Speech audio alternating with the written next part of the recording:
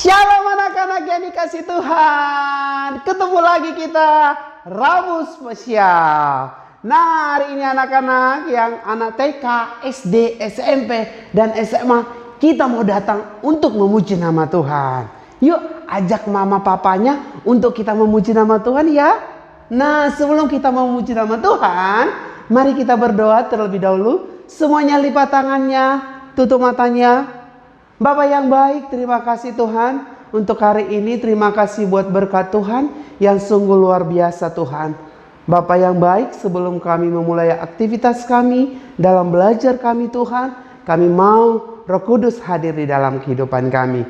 Terima kasih Roh Kudus, kami akan mulai untuk ibadah spesial Rabu kami hari ini. Hanya di dalam nama Tuhan Yesus Kristus, anak-anak yang percaya katakan, amin. Yuk anak-anak yang di rumah, kita mau memuji nama Tuhan ya. Semuanya harus bersuka cita. Karena Yesus itu adalah penolong kita.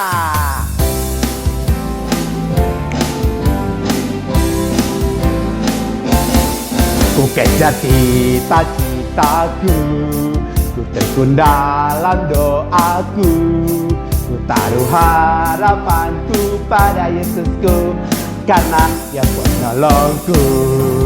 Takkan ku lelah, sekolah tiap hari takkan ku lengah, belajar tiap hari sebab ku tahu ku sanggup melakukan karena Yesus Dia penolongku. Ku kejar cita-citaku, ku tekun dalam doaku, ku taruh harapanku pada Yesusku, karena Dia penolongku. Tiba ulangan, tak pakai tanya-tanya, tiba ulangan, tak pakai contek-contek sebab ku tahu ku sanggup melakukan karena Yesus Dia penolongku. Ku kejar cita-citaku, ku tekun dalam doaku, ku taruh harapanku pada Yesusku, karena Dia penolongku. Cita-citaku, ku tekun dalam doaku, ku taruh harapanku pada Yesusku, karena Dia penolongku. Katakan, karena Dia penolongku, karena Dia penolongku. Beri kemuliaan bagi Tuhan. Yeay. Yuk anak-anak yang dikasih Tuhan, saatnya kita mau mendengarkan akan firman Tuhan lewat Miss yang akan menyampaikan firman Tuhan. Hari ini kita mau buka hati, kita menyanyikan pujian ini. Besar sungguh kasih setiamu, nyata sungguh perlindunganmu, tak satu kuasa mampu pisahkan aku dari kasih-Mu. Bapa, ajarku selalu hormati-Mu,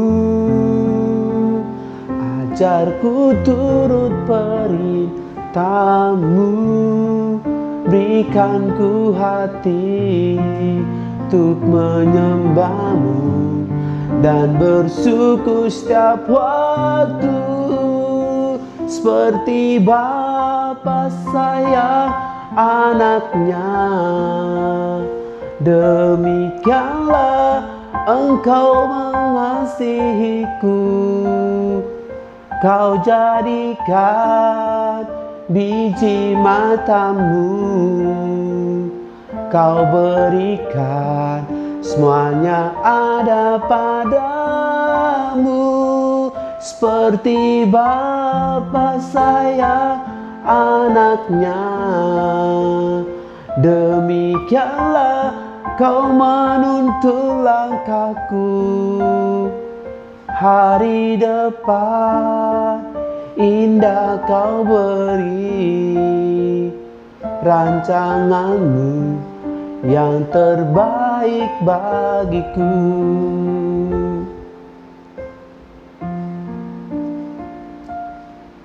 Bapa, ajarku selalu hormati-Mu,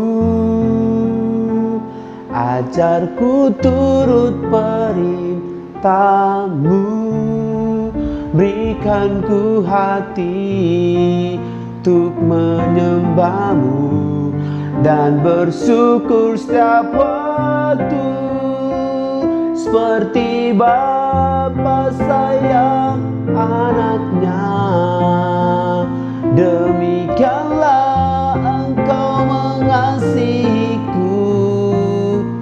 Kau jadikan biji matamu, Kau berikan semua yang ada padamu, seperti Bapa sayang anaknya, demikianlah Kau menuntun langkahku.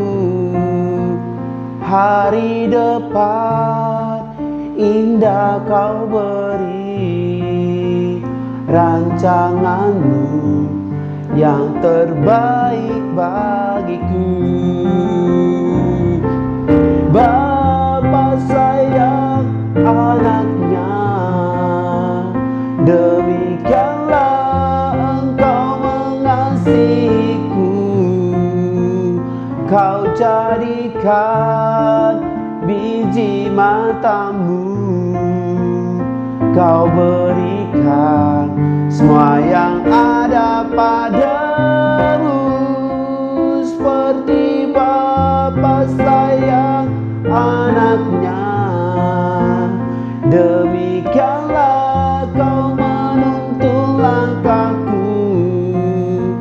Hari depan indah Kau beri, rancangan-Mu yang terbaik bagiku, yang terbaik bagiku.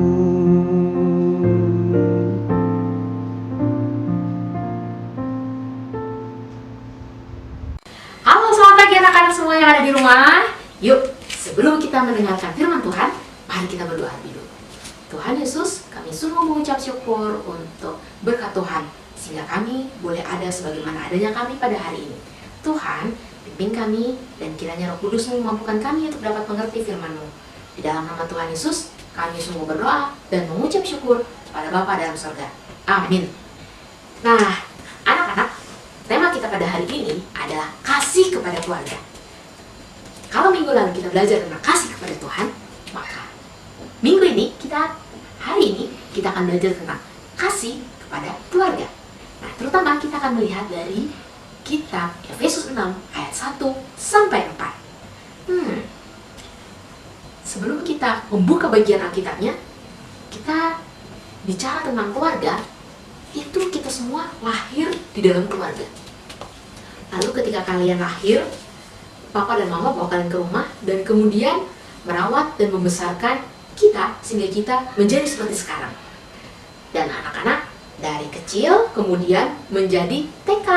Ada yang sekarang sudah SD, sekarang ada juga yang sudah SMP dan bahkan SMA. Nah, kira-kira kenapa ya Papa dan Mama melakukan hal itu? Apakah ada yang tahu jawabannya? Bener banget. Itu karena Papa dan Mama mengasihi kita. Ya, karena Papa dan Mama mengasihi anaknya, maka Papa dan Mama merawatnya dan juga kemudian membesarkannya dengan penuh kasih. Papa dan Mama mengasihi anak-anaknya terbukti dari perlakuan Papa dan Mama kepada kita. Lalu bagaimana ya bukti kalau anak-anak mengasihi orang tuanya? Yuk, kita sambil buka di Efesus 6 ayat 1 sampai 4. Di situ dikatakan bahwa anak-anak harus menaati orang tua dan juga menghormati orang tuanya. Supaya apa? Supaya berbahagia dan panjang umur di bumi. Kira-kira kenapa ya Tuhan berkata bahwa anak-anak harus menaati dan menghormati orang tua? Yuk kita lihat dari ayat 1. Dikatakan di sini, "Hai anak-anak, taatilah orang tuamu di dalam Tuhan, karena haruslah demikian." Nah, jadi alasan yang pertama adalah ya karena haruslah demikian. Sebentar, Miss. Maksudnya gimana, Miss? Nah, maksudnya seperti ini. Kata haruslah demikian, ini mau menunjukkan bahwa menaati orang tua itu adalah perintah Tuhan. Jadi, menaati orang tua dan menghormati orang tua itu memang sudah sepantasnya karena itu adalah perintah Tuhan. Ketika Tuhan memberikan 10 hukum Tuhan, di situ ada 2 loh batu. Loh batu yang pertama berisi hukum Tuhan yang mengatur hubungan antara Tuhan dengan manusia. Sementara loh yang kedua itu berbicara tentang hubungan manusia dengan manusia. Loh, kok bisa demikian? Ya, kalau kita mau perhatikan dalam 10 hukum Tuhan, hukum yang pertama adalah jangan ada padamu Allah lain di hadapanku. Nah, hukum yang pertama ini akan menjelaskan hukum yang kedua, ketiga, dan keempat. Kalau dalam hati kita tidak ada Allah lain, maka setiap kita pastinya tidak akan membuat patung untuk disembah, tidak akan menyebut nama Tuhan dengan sembarangan, dan juga pasti akan menguduskan hari Sabat, menjadikan waktu buat Tuhan. Jadi hukum yang pertama itu diperluas dengan hukum kedua, ketiga, dan keempat. Nah, sama dengan itu, loh batu yang kedua itu berisi hubungan antara manusia dengan manusia lain. Dimulai dengan hukum yang kelima. Ada yang ingat apa bunyinya? Benar sekali. Hormatilah ayahmu dan ibumu. Kenapa ya menghormati ayah dan ibu menjadi hukum yang pertama di dalam loh batu yang kedua? Hukum kelima ini ditulis paling atas. Kenapa ya? Kenapa bukan jangan mencuri, jangan berzina, jangan membunuh, jangan berdusta, atau jangan mengingini milik orang lain? Ternyata jawabannya ada pada seperti ini. Ketika seorang anak mengingat orang tuanya dan dia menghormati orang tuanya, dia pasti ingat apa sih nasihat orang tuanya, perintah orang tuanya. Nah, orang tua yang taat pada Tuhan, dia pasti akan mengajarkan anak-anaknya untuk mengikuti perintah Tuhan. Jadi, ketika anak itu misalnya mau mencuri, dia akan ingat, aduh, orang tua saya dulu pernah berkata bahwa nggak boleh mencuri, nak. Nanti kalau saya mencuri, bukan cuma saya yang malu, tapi orang tua saya juga akan malu. Atau misalnya, saya nanti mau bohong nih, saya mau nyontek nih, atau saya mau melakukan tindakan-tindakan kejahatan lain. Ketika seorang anak menghormati orang tuanya, dia bisa dipastikan akan mengerem sikapnya untuk melakukan kejahatan yang lain. Karena itu ketika kita menghormati orang tua kita, lalu kemudian kita mau nyontek nih, atau mau bandel, atau mau males-malesan ngerjain tugas nih, sambil kita mengingat, aduh kasihan juga ya, nanti kalau papa dan mama harus dipanggil oleh miss atau mister, nanti berarti harus izin dari kerja, capek, malu. Nah, jadi ini saya harus rajin. Nah, seperti itu. Jadi ketika seorang anak menghormati orang tuanya, bisa dipastikan dia akan mikir lagi kalau mau melakukan kenakalan-kenakalan atau mau bandel, mau melakukan hal-hal yang bisa membuat orang tuanya sedih atau marah. Yang kedua adalah mengapa kita perlu menghormati orang tua kita? Karena mereka adalah wakil Allah di dunia ini. Wakil Allah, wakil apa ya? Nah, orang tua kita adalah wakil Allah bagi kita di dunia ini. Untuk apa ya? Orang tua kita melakukan apa yang Tuhan lakukan untuk umatnya, yaitu memeliharanya, menjaganya, membimbingnya. Nah, seperti itu juga orang tua kita merawat kita ketika kalian lapar. Papa dan mama memberikan makanan, memberikan pakaian, memberikan perlindungan, dan juga merawat kita. Nah, dan kemudian yang paling penting adalah membimbing kita untuk taat kepada Tuhan dan membimbing kita untuk hidup sesuai dengan firman-Nya. Nah, kalau begitu, sampai kapan ya kita perlu menghormati orang tua kita? Tentunya kita harus menghormati orang tua kita sampai seumur hidup mereka. Bagaimana caranya? Nah, ketika anak-anak masih kecil, anak-anak menaati orang tua sebagai bukti bahwa kalian menghormati orang tua kalian, dan sebagai bukti bahwa kalian mengasihi orang tua kalian. Nah, ketika anak-anak sudah besar, sudah dewasa, orang tua sudah tua, bahkan mungkin ada yang sakit-sakitan, susah jalan, atau makan susah. Nah, anak-anak menghormati orang tua dengan cara merawat dan memelihara mereka. Nah, sebagai wakil Allah, ada perintah Tuhan juga loh untuk orang tua kita. Kita lihat ya dalam ayat yang keempat. Di situ dikatakan, dan kamu bapak-bapak janganlah bangkitkan amarah di dalam hati anak-anakmu, tetapi didiklah mereka di dalam ajaran dan nasihat Tuhan. Nah, ini adalah perwujudan bahwa orang tua mengasihi kita, yaitu mengajar dan mendidik anak-anaknya dalam nasihat Tuhan. Maksudnya gimana sih? Yuk kita lihat, kita perhatikan ya ayat ini berbicara apa ya? Nah, di sini dikatakan bahwa orang tua ketika mendidik anak-anaknya di dalam ajaran dan nasihat Tuhan tidak dengan cara membangkitkan amarah di hati anak-anaknya. Maksudnya gimana? Yang dimaksud dengan bangkitkan amarah, apakah jika anak-anaknya nakal nggak boleh ditegur? Ataukah ketika anak-anaknya ingin makan es krim, ketika pilek harus tetap dikasih supaya anaknya nggak marah? Pastinya bukan seperti itu ya. Jadi maksudnya bagaimana? Ketika orang tua membimbing anaknya itu tidak dengan seenaknya saja, tidak dengan semena-mena. Wah, karena orang tua jadi terserah moodnya. Kalau moodnya bagus, lalu baik-baik sama anaknya. Tapi kalau moodnya sedang jelek, anaknya tidak melakukan kesalahan pun diomel-omelin. Nah, nggak boleh seperti itu. Atau juga misalnya orang tua yang pilih kasih, itu juga tidak boleh. Atau juga orang tua yang ketika mengajar tidak sesuai dengan apa yang diajarkannya. Contohnya, jangan berbohong, tapi ternyata orang tuanya sendiri bohong. Atau ketika orang tua berkata jangan berkata kasar, nggak boleh, tapi ternyata orang tuanya sendiri berkata kasar.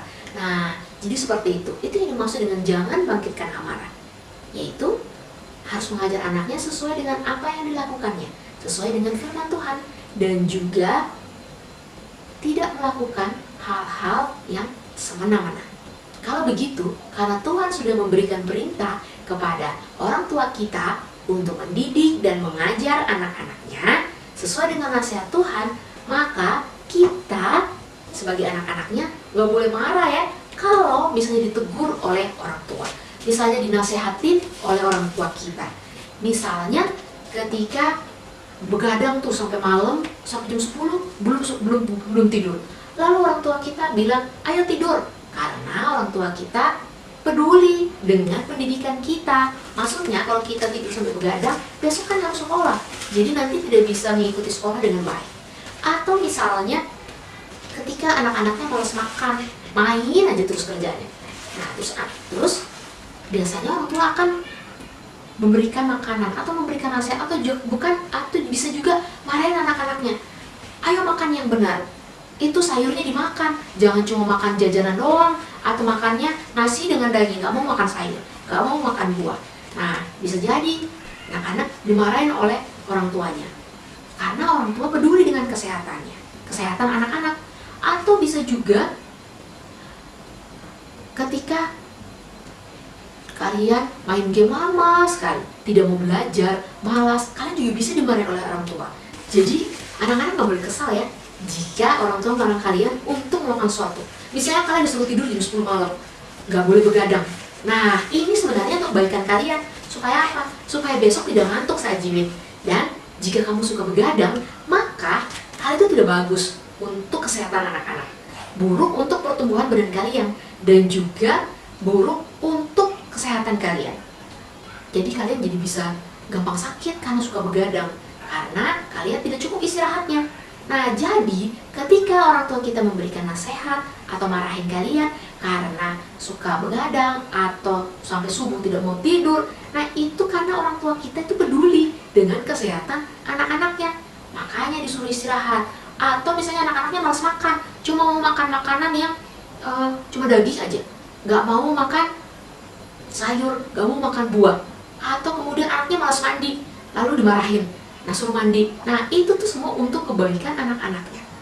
Nah juga kalian juga nggak boleh kesal misalnya diberi nasihat oleh orang tua untuk misalnya ayo ke gereja, baca Alkitab, atau diajak orang tua untuk berdoa bersama. Nah itu kenapa orang tua kalian menyuruh kalian untuk itu? Itu karena orang tua kalian peduli dengan kerohanian kalian. orang tua kalian juga ingin supaya kalian mengenal Tuhan Yesus dan juga bersandar kepada Tuhan Yesus. Atau juga misalnya nih ya, orang tua kalian marah-marah karena kamu nggak kerjain tugas dengan baik. Atau juga karena kamu sudah ada banyak tugas yang tidak dikerjakan, bangunnya kesiangan, sekolahnya nggak bener. Nah, orang tua kalian marahin kalian, memberikan nasihat itu karena orang tua kalian peduli dengan pendidikan kalian, peduli dengan masa depan kalian. Nah, kalau misalnya nilainya jelek atau kemudian kamu tidak naik kelas, itu kan yang sedih bukan cuma kamu, orang tua kalian juga sedih, ya. Dan juga orang tua kalian pasti memikirkan, aduh bagaimana ya anak saya, nanti bagaimana nih sekolahnya, bisa selesai atau tidak. Nah, seperti itu karena orang tua kalian peduli dengan pendidikan kalian. Itulah sebabnya disekolahkan dan juga dibayar uang sekolahnya, dibelikan kuota supaya bisa ikut JIMIT, atau yang belum punya HP dibelikan HP, diperlengkapi supaya bisa belajar dengan baik.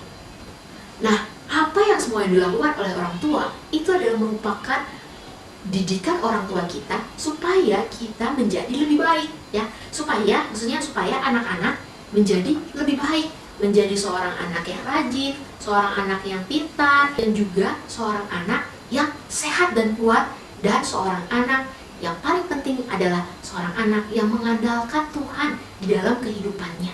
Nah, dari Efesus 6 ayat 1-4 ini kembali kita lihat bahwa bukti kita mengasihi orang tua adalah dengan cara menghormati dan taat kepada mereka. Lalu, orang tua kita mengasihi kita dengan cara membimbing kita di dalam ajaran dan nasihat Tuhan. Nah, jika ada di antara anak-anak yang masih suka kesel-kesel nih sama papa mamanya, ayo bertobat. Atau misalnya yang suka marah-marah kalau dinasihatin, nah, anak-anak perlu juga untuk bertobat dan tidak melakukan itu lagi. Yuk, sekarang kita akan berdoa. Mari kita berdoa. Tuhan Yesus, terima kasih untuk orang tua yang sudah Tuhan berikan bagi kami. Tuhan, berkatilah papa dan mama kami di dalam pekerjaannya dan dalam kesehatan mereka. Dan kami sungguh mengucap syukur untuk papa dan mama yang Tuhan berikan. Dan ampuni kami karena kami seringkali tidak taat dan juga menghormati mereka. Tuhan tolong kami supaya kami boleh melakukan firman Tuhan dan boleh belajar untuk menaati dan menghormati orang tua kami. Terima kasih Tuhan Yesus. Di dalam nama-Mu kami berdoa dan mengucap syukur pada Bapa dalam surga. Amin. Selamat belajar anak-anak. Tuhan Yesus memberkati. Dadah.